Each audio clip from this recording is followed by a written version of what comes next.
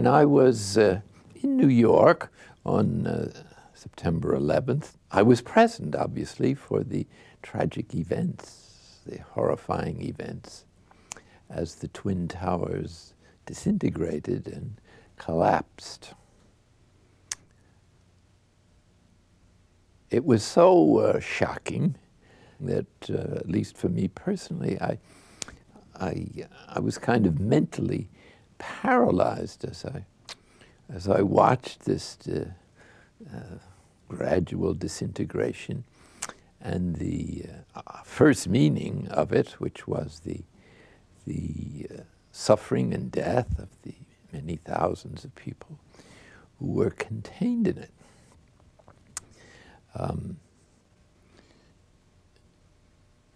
What happens when a multitude of false selves get together and form a community or a nation or a global society, as it seems to be happening in our generation? Obviously, these people have not worked through the kind of motivation that leads to mixed up relationship, harmful relationships, and negative relationships. There's been in history, of course, over and over again, this disregard of the innocent. But there was something about the September 11th incident that was unique. There have been greater losses in numbers of people dying. But usually this has been the case of armies whom you expect to have great losses. What is so unique about this tragedy is that it's universal. It was visible to almost the entire world, wherever I've been since then, in this country and as far as the Dominican Republic and South Africa. One finds the same need for people to talk about this, to try to grasp its meaning. The immediate reactions of anger and revenge are sometimes prominent, sometimes simply shock. But as these more spontaneous emotions begin to settle down, at least for many people, there comes the question as to what this means. And as I pointed out earlier, it may mean for some the end of the support systems that they had relied upon for their living and for their enjoyment of human life and family life.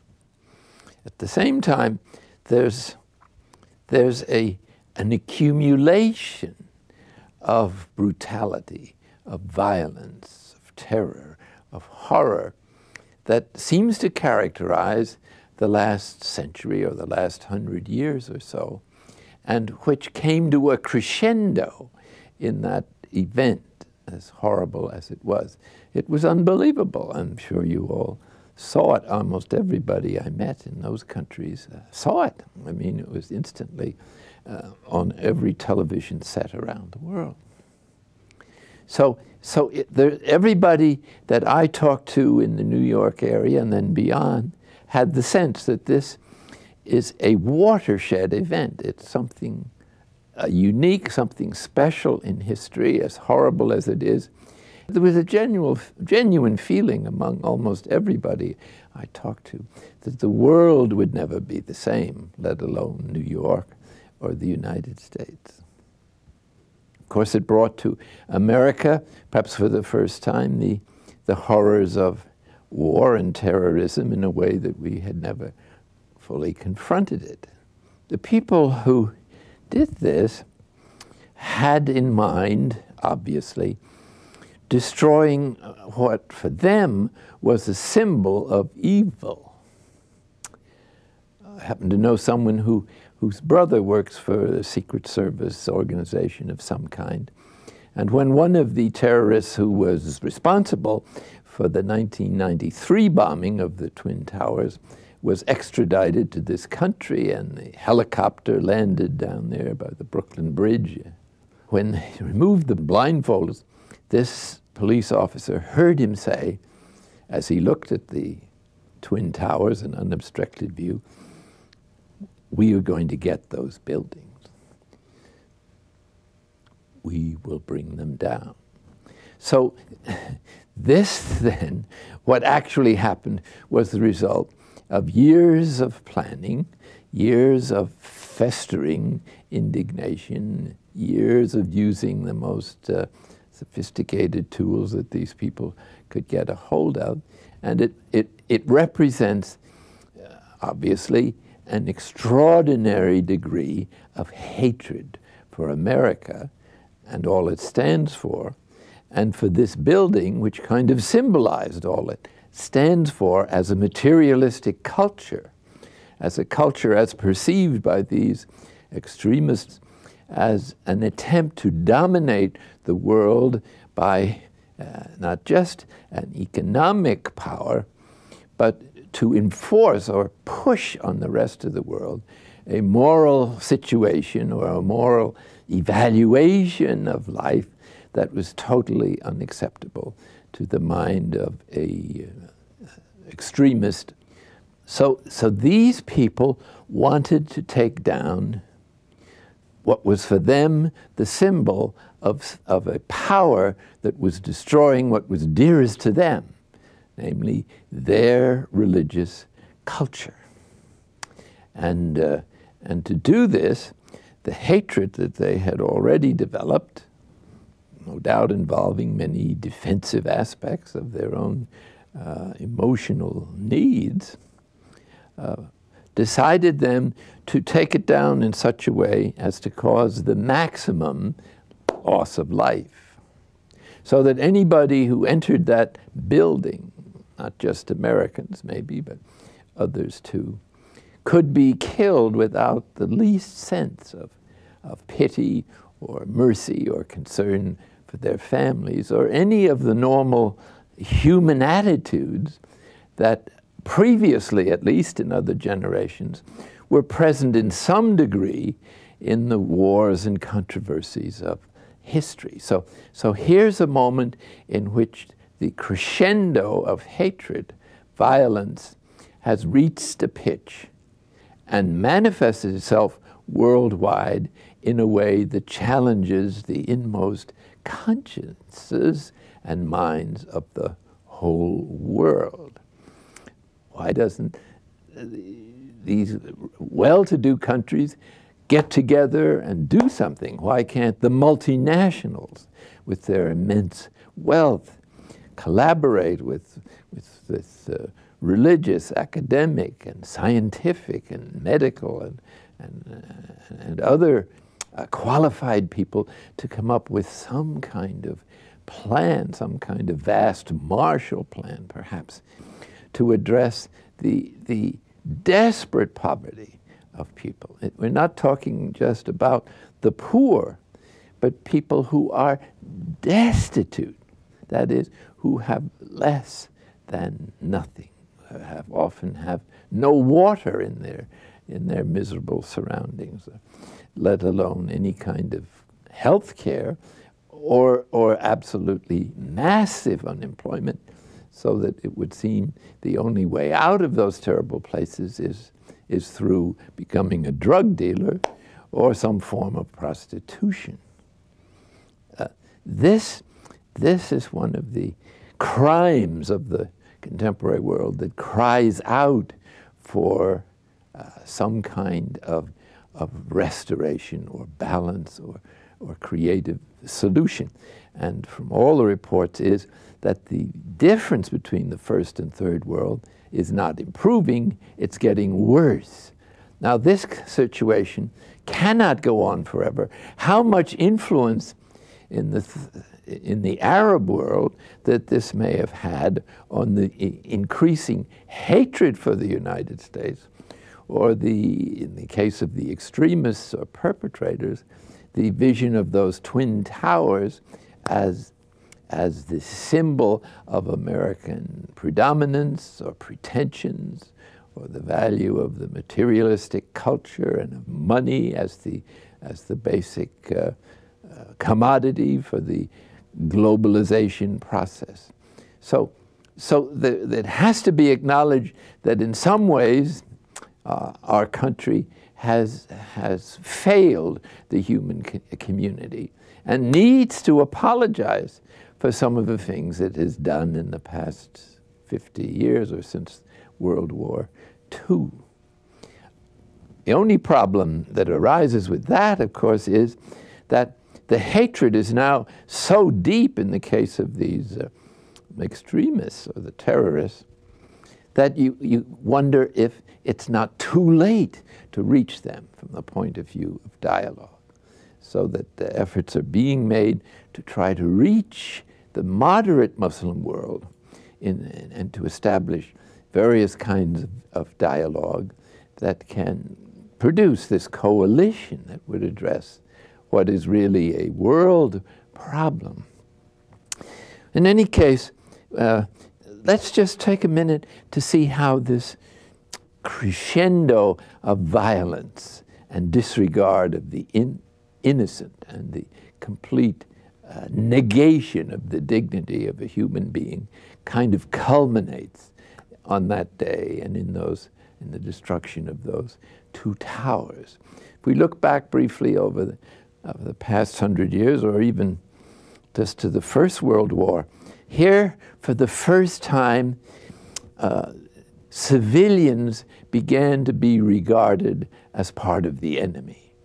In other words, in previous generations, though civilians often suffered, it was generally acceptable that wars were between soldiers and the armies. With the airplane and with the capacity to drop bombs, which began in World War I, we're in a new concept, so that when I was in college, I had a course in economics in which one of the books we read, of course, the war was just about to begin, or I think it began a year later. We were studying the concept of total war. The concept of total war is a new concept in which everybody is an enemy that belongs to the other side of the controversy, and that you pull up out of the ground all your resources, your railroad ties and your resources and your iron ore and your ships and everything you can. In other words, you draw on everything you've got in order to throw it at the enemy, in order to destroy them. And where it lands doesn't matter anymore, because civilians are just as regarded as just as guilty as far as as standing in the way of the march of victory as the soldiers. And so the net result of that has been that in the years since the Second World War, it's safer to join the military than to stay as a civilian if you're interested in security issues. Every now and then in this history, you have this mass terror, this mass extinguishing of people's lives and rights, this massive disregard of the basic needs of human nature, as is the case in such places as Haiti and the terrible barrios of the Third World. But just suppose, just to give another example from World War I of the sheer tragedy of war and the human condition when it's socialized to the point of creating an aggregate of false selves with a kind of collective mass motivation which is subhuman or excessively defensive, or where the three basic instinctual drives have gone mad on a collective sense. In the First World War, the terrors and the horrors of trench warfare were the principal or long time part of that war. And the Battle of the Somme was the occasion when the Great Britain had brought together thousands of soldiers, mostly the very best educated of the enthusiastic students of the English schools who were eager to sign up and go to war in order to bring, I don't know what they wanted to bring, peace, I guess, to the world, or democracy to the world. Anyway, there was enormous enthusiasm for joining the army at the beginning of that war, at least. And so there were 60,000 men lined up in these trenches on that day called the Battle of the Somme. And to prepare for an enormous attack on the German trenches, the artillery of the Allies had been built up to an enormous degree, and it was supposed to blanket all the trenches and destroy the German installations and guns, so that by that time they could rush in and take over and then have a breakthrough of the German trenches and on into Germany, and I suppose the triumphant end of the war. Well, they miscalculated, and the people who were shooting the artillery dropped the bombs in front of the German lines, and so left the German lines totally intact. And so when the bugle calls went, and these enthusiastic, highly trained and educated young men, the cream, you might say, of that generation of Englishmen, young Englishmen, rushed out of the trenches and crossed the no man's land, they were totally wiped out. They were just machine gunned out of existence. And on one day, 60,000 men were killed. Of course, there were more casualties later, but it meant that trench warfare was going to continue for the rest of the war, I guess. Well, imagine the shrieking and the howls and the horror and the disappointment and the inconceivable sense of what was happening. How could this happen to us? What happened to the artillery? Weren't we supposed to win?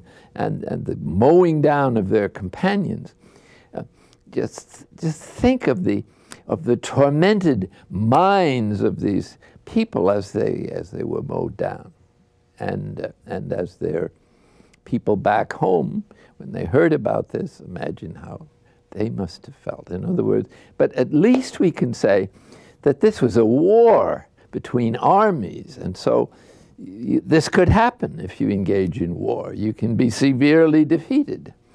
And so even though it was vastly more destructive of human life than the Twin Towers, it was sort of part of the mindset that was traditional.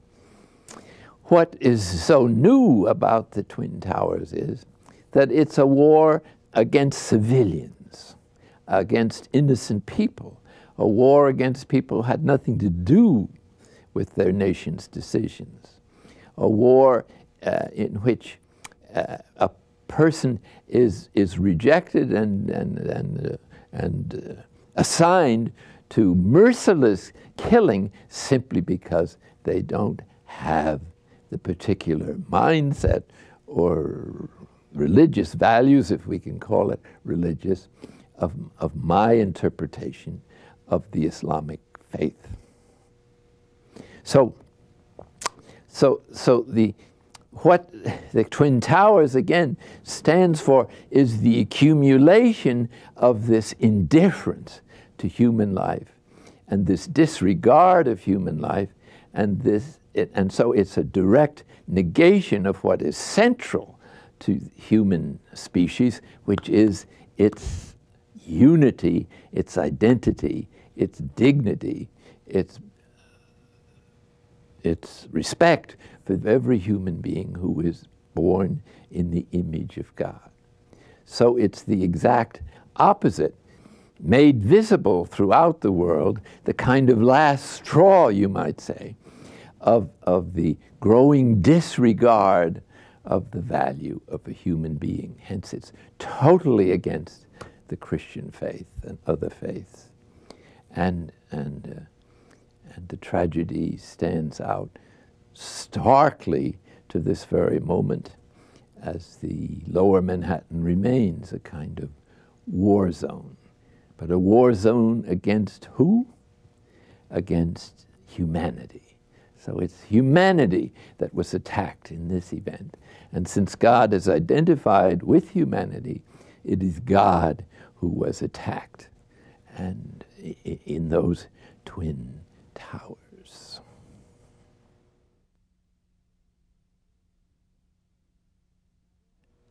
Not only can we say that God in the person of humanity was attacked in the horrors of the Twin Towers, but we can truthfully say he died there because God is so identified with human beings in virtue of his incarnation and the redemptive process that we've described, and the divine therapy, which is the kind of movement of the infinite goodness of divine love, trying to heal people of their emotional wounds that lead to hatred and violence and the kind of horrors that the past century has been repeating in different parts of the world, and which has now arrived in our own back door, in our own country.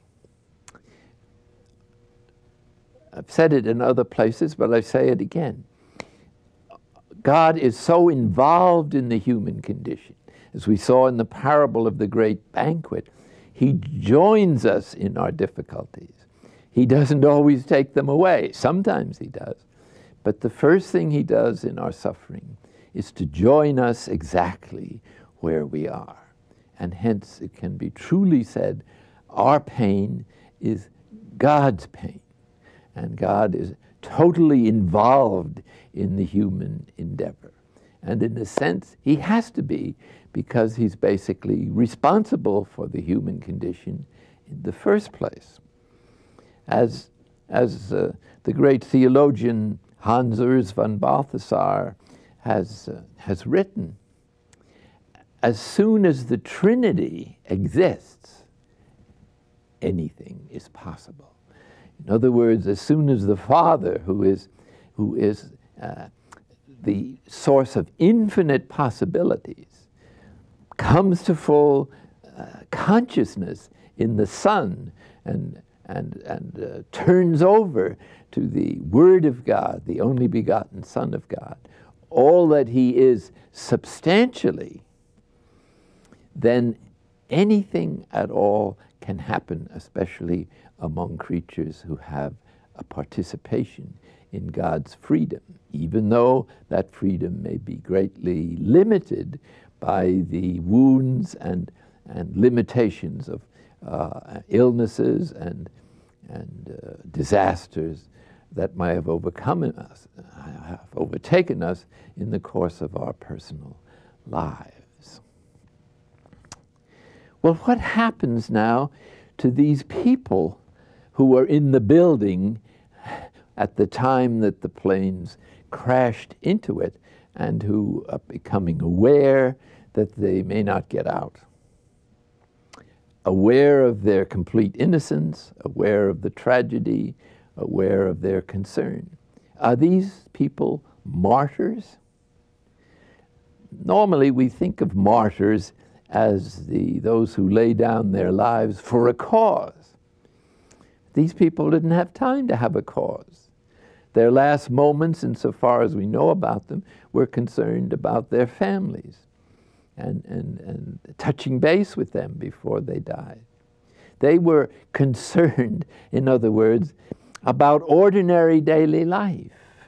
They didn't go to this building to carry on a war or to project certain values. They were trying to earn a living there. So these are just ordinary people, and interestingly enough, they represented 80 different nationalities. That is to say, they were a cross-section, you might say, of the whole world, and hence emphasize that the attack is directed towards human nature itself. and negation of its basic oneness, and the substitution for it of the annihilation of anyone who opposes the extremist view.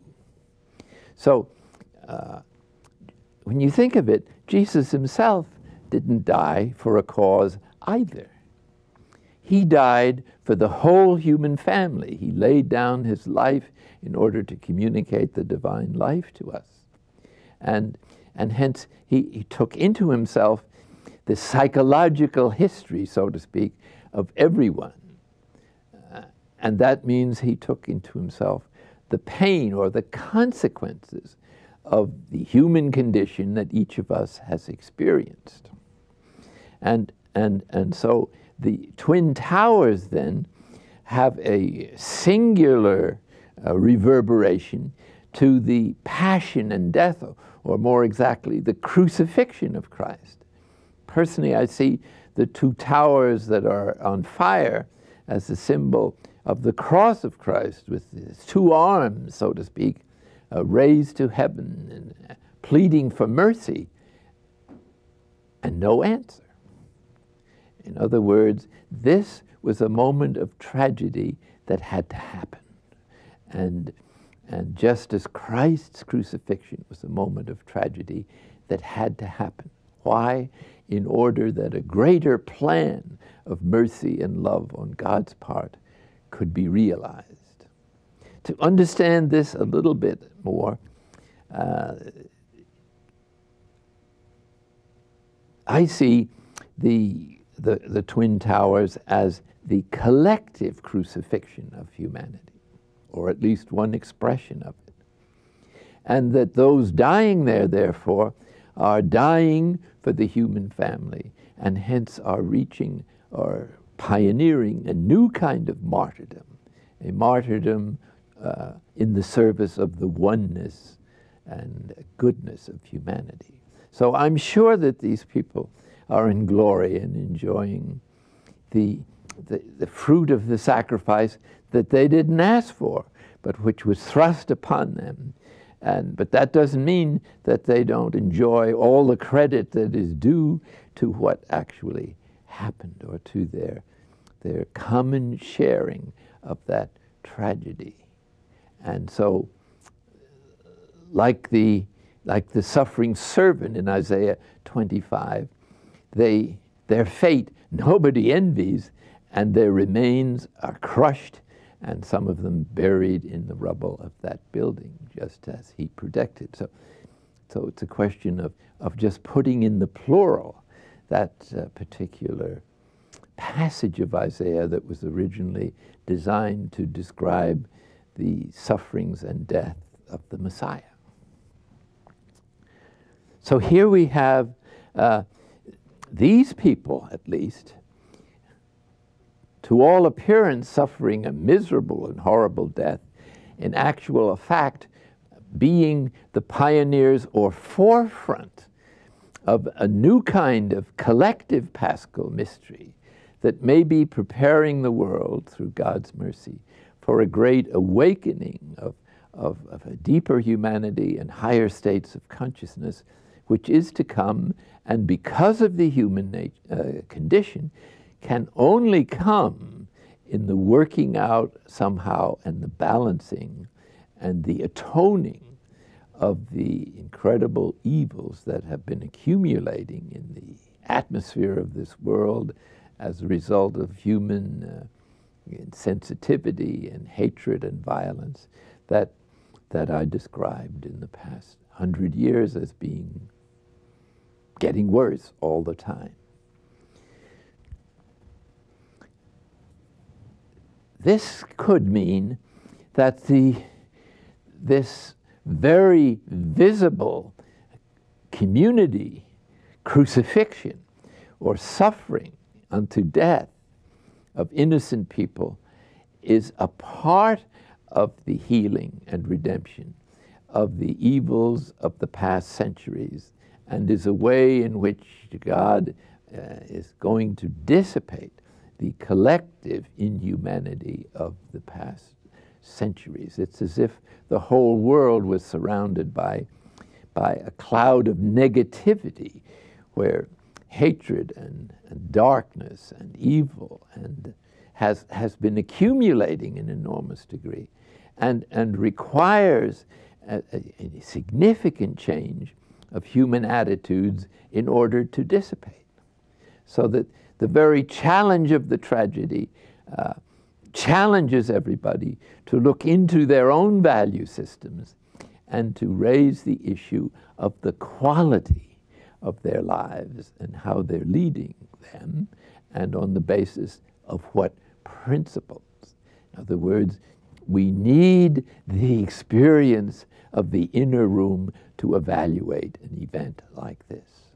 At some level, God is present. God's love is there.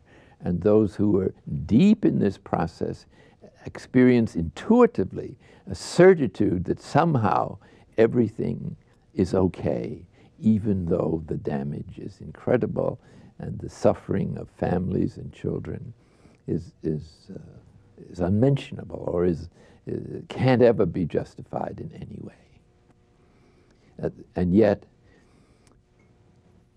if this is a cosmic event, then it could mean that the whole world is in a process of axial change. That is to say, that humanity is being called to move from its rational level of consciousness to an intuitive level or a unitive level.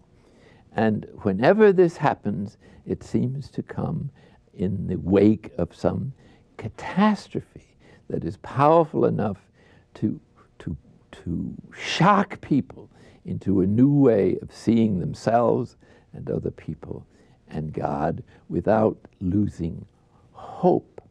Hope that God, in this great mercy, intends through these tragedies to bring about a resurrection of the human family of a scope that no one can yet imagine, and which could require other disasters, man-made or natural, that might bring this about. I think a word has to be said here about the ecological crisis that some scientists believe that we're in. And they are predicting a monumental disaster along ecological lines, either through the ozone or the global warming or a number of other issues, the pollution of the natural resources and so on. And their recommendations have been only lamely responded to by the different governments of the world.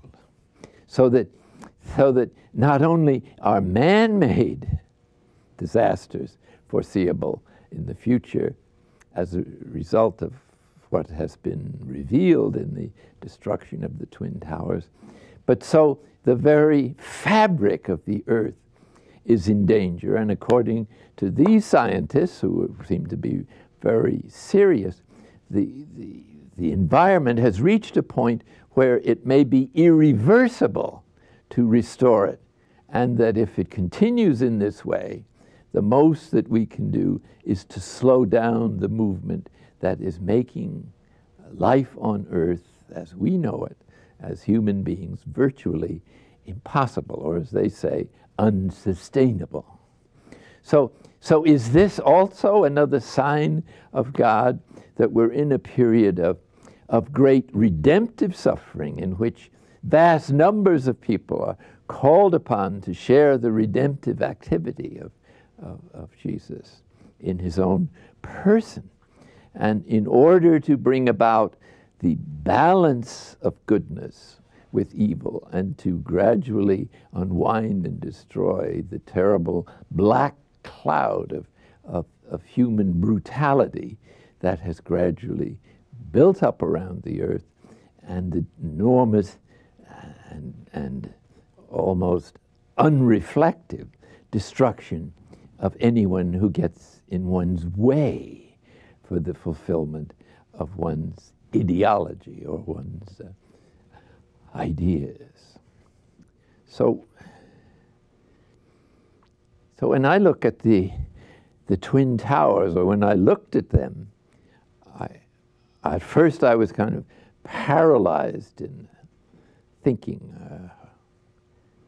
But as I looked, this vision of the collective crucifixion of humanity as a new demand of history and became an ever deeper conviction. And it means that all of us, whether we want to or not, are now engaged in an axial period of human movement towards a more profound humanity and higher states of consciousness, a kind of axial period in which requires a kind of suffering that is not the result of just of brutal forces, but the kind of suffering because it is accepted and united to that of Christ becomes redeeming, becomes the birth of a new humanity, which is invited now to die, and some people literally to die, in order to make room for a new kind of service, a new kind of martyrdom, which is not so much to a cause, but to the human family as a whole. There's a paradigm for this view of the evolving nature of the human experience.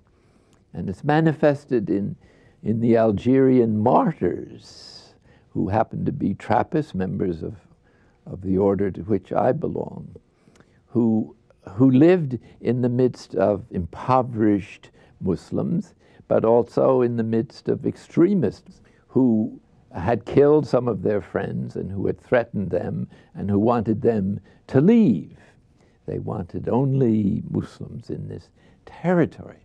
Well, these monks had been sent there and had lived in this monastery for several generations, and their concern was simply to manifest the face of Christ through charity and dialogue and friendliness, not to try to convert them in any way, but simply to be there as another human being, sharing their poverty, sharing their concerns, studying the Quran together, offering them their hospitality, and in the meantime trying to improve the quality of their life so that their interactions as brothers truly reflected that magnificent hymn of love that we started off with, of Paul's in this section.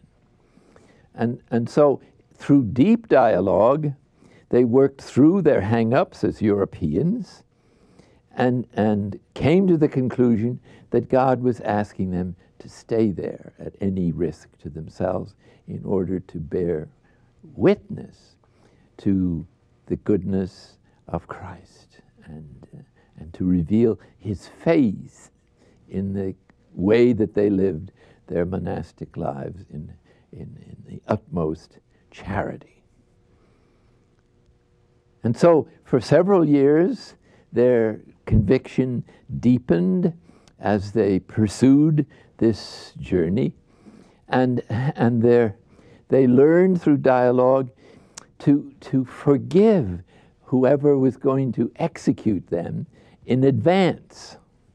So they prayed for their executioners. They prayed specifically that together they might, before the throne of God, enjoy worshiping him together when the difficulties and the controversies of this world had passed away. And sure enough, on one night, they were captured and kidnapped, and in the course of several weeks, their throats were cut, and the monastery was left empty and barren, and people were shocked all through Europe. It was a very famous incident over there, and the letters of these men, I think, have been published. But what they pioneered was dialogue unto death. In other words, to continue, and basically this is the heart of the gospel, to continue to talk, to love, to serve, and to work with each other, even though the other people may want to kill you.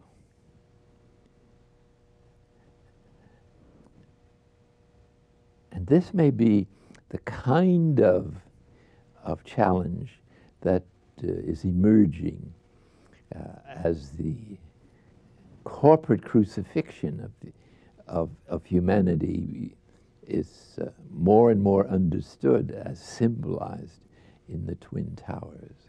Hence, if it happens again, it means that whoever is caught in the crossfire of terrorists, or even in issues of justice and peace, or even people who are innocently killed in the various controversies between gangs or ethnic groups or countries, that these people actually are the new kind of martyr, the martyr not to a cause, but to the whole human family for its redemption. And thus, as we consider those who were caught there and admire even more those who unselfishly went into the building to rescue them, we're looking at the kind of love, the kind of acceptance and love of what happens that manifests Christ's own acceptance of his fate. Not my will, but thine be done. The willingness to accept the cup that is offered to us, which may contain the terrible dregs of human suffering and brutality that is waiting to be redeemed by our participation in some way, in some degree, with those sufferings. Thus, from this perspective, the oneness of the human family invites us to become accountable for everyone else's pain and suffering. Not that we can take it away, but that somehow we're a part of it, and that their pain is our pain, and ours is theirs. And this interconnectedness and interdependence of all humanity is the contrary idea to the actual vindictive and expression of hatred that brought down the two towers. Somebody has to carry the burden of that pain in their own lives, either privately or collectively. And it is not us, therefore, that are independently important, but rather it's time now to think of ourselves as part of the whole of humanity. And hence what happens to us personally is less important than what we can contribute to the salvation and redemption and the healing of a planet that is drenched in innocent blood. Drenched in innocent blood, horror, terror, brutality, torture, indifference to the needs of others. These are the attitudes that have to change and which may require great suffering on the part of some people in order to bring about the massive change that is suggested, at least in Jesus' fundamental preaching. Repent. That is, change the direction in which you're looking for happiness. It's not in the emotional programs for happiness. It's not in identification with our particular group. It's in our identification with God, with all humanity, and with ourselves as an instrument of God in bringing about his plan for the transformation of the world, which may be beyond anything we can imagine, or something we may never see, but which is real.